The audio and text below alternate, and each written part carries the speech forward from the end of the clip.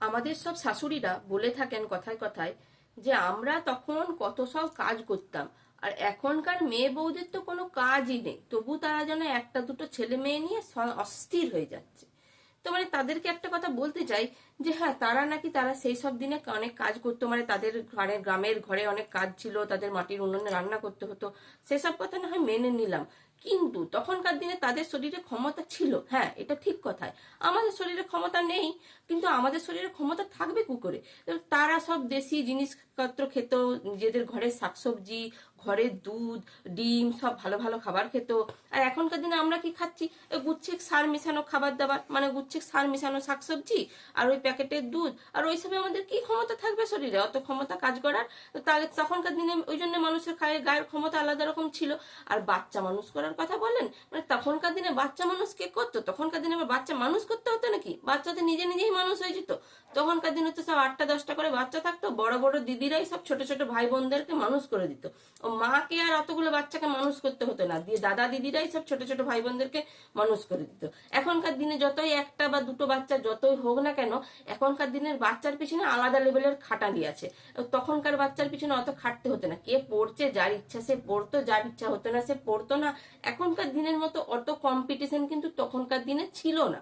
এখনকার দিনে বাচ্চাদের আলাদা কম্পিটিশন, শুধু পড়াশোনা না, বিভিন্ন তাদের না মানে বিভিন্নভাবে তাদেরকে এনগেজ রাখতে হয়। কে নাচ শিখছে, কে গান শিখছে, কে আঁকা শিখছে, কে সুইমিং করতে যাচ্ছে, সে তারা যতবার যেখানে খুশি যাবে, তাদের পিছনে পিছনে মাদেরকেও দৌড়াতে হয়। তখনকার দিনে মাদেরকে শুধু ঘরের কাজ ছাড়া বাইরে অত দৌড়াতে হতো না। এখনকার দিনের মেয়ে বউদেরকে অনেক বেশি বাইরের কাজও সামলাতে হয়, অনেক বেশি বাইরে দৌড়াতে হয়। তারা শুধু ঘরের মধ্যে সীমাবদ্ধ থাকে না, বাইরে কেউ ঘরের কাজ করে, কেউ কেউ অফিসও করছে, তো তারা তো সেইভাবে সামলাচ্ছে। শুধু তো এটা বললে চলবে না যে তখনকার দিনে তারা নাকি অত কিছু মিক্সি ছিল না, তারা হাতে মশলা বাটতো, তারা ঘরের তৈরি মশলা ইউজ করতো। এখনকার দিনের কত আরাম পাচ্ছে, সেটা তো শুধু দেখলে চলবে না আরামটা, কাজটাও তো দেখতে হবে। এখনকার বাচ্চার পিছনে কতটা খাটালি। তখনকার দিনে বাচ্চাদের প্রজেক্ট করতে হতো, এখনকার দিনে তো মারা মাঝরাত অব্দি, মানে তাদের চোখে ঘুম নেই, বাচ্চাদের প্রজেক্ট করে করে, মানে বছরের অর্ধেকটা টাইম তাদের প্রজেক্ট করে করে জীবন হয়রান হয়ে যায়। এই আজকে এই তো, কালকে সেই তো, পরশু ওই, আজকে এই কম্পিটিশন তো কালকে সেই কম্পিটিশন, তার জন্য বাচ্চাকে রেডি করো। আগেকার দিনের মাদেরকে এসব করতে হয়েছে নাকি কোনোদিনও? তারা কোনোদিনও করেছে নাকি?